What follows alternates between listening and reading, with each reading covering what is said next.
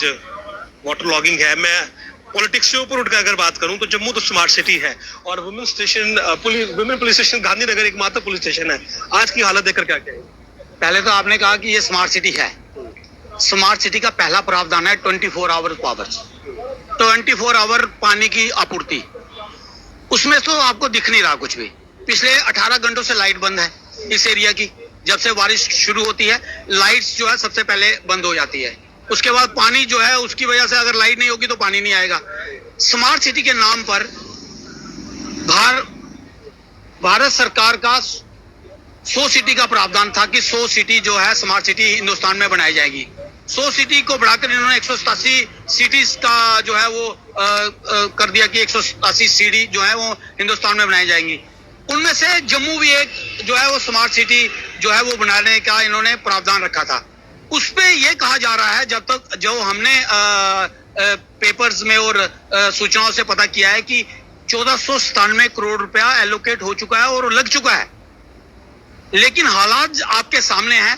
ये smart women cell है जो गांधीनगर का, जिसकी हालात ये है कि इसके जो है वो घुटनों तक पानी है। तो आप अंदाजा लगा सकते हैं कि किस लेवल पर भ्रष्टाचार हुआ है, किस लेवल पर जो है भ्रष्टाचार के कारण आज लोगों के जो सामान है सब कुछ जो है वो बिखर चुका है, खराब हो चुका है। सरकार की कोई अकाउंटेबिलिटी नहीं है, ना ही कोई जम्मू कश्मीर म्युनिसिपल कॉर्पोरेशन हो या जम्मू कश्मीर का कोई आधा अधिकारी हो जो इस तरह की त्रासदी पर संज्ञान लेता हो।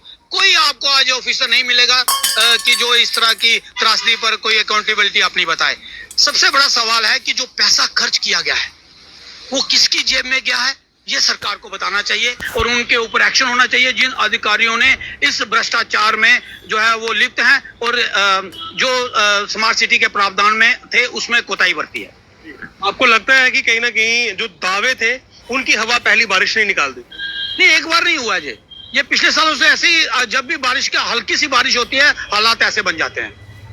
और पिछले 5 सालों से यही कहा जाता है कि अभी काम चल रहा है। तो पिछले 10 सालों से तो हम सुनते आ रहे थे, लेकिन 5 सालों से तो जब यूटी एडमिनिस्ट्रेशन है तो पहले समझा जाता था कि उप राज्यपाल या राज्यपाल का प्रशासन होगा तो बहुत अकाउंटेबिलिटी होती है जो अधिकारियों की। लेकिन हमें लगता है कि एसी कमरों में बैठकर वो ये सारी चीजें करते हैं। वो आज आपके सामने आ रहा है, जिस तरह का आज दीवार तोड़नी पड़ रही है पानी निकालने के लिए। ये तो पुलिस के महकमे का काम है, जिस महकमे का काम है कि लोगों की रक्षा करना। उस महकमे को अपनी रक्षा के लिए दीवार तोड़नी पड़ रही है, तो आप लोगों की सुरक्षा क्या हो रही होगी आप इससे अंदाजा लगा सकते हैं। बड़ी विचित्र घटना है, दीवार जो तोड़कर पानी को निकासी दी गई है। ये देखिए स्थिति ये है कि पानी को निकलने के लिए कोई रास्ता ही नहीं था, दीवार तोड़नी पड़ी है। और अगर ये हालात है तो जाहिर सी बात है स्मार्ट सिटी का क्या काम हुआ है, सवाल उठते हैं। फिलहाल पानी कम जरूर हो रहा है लेकिन अंदर तक पानी पहुंचा है और जाहिर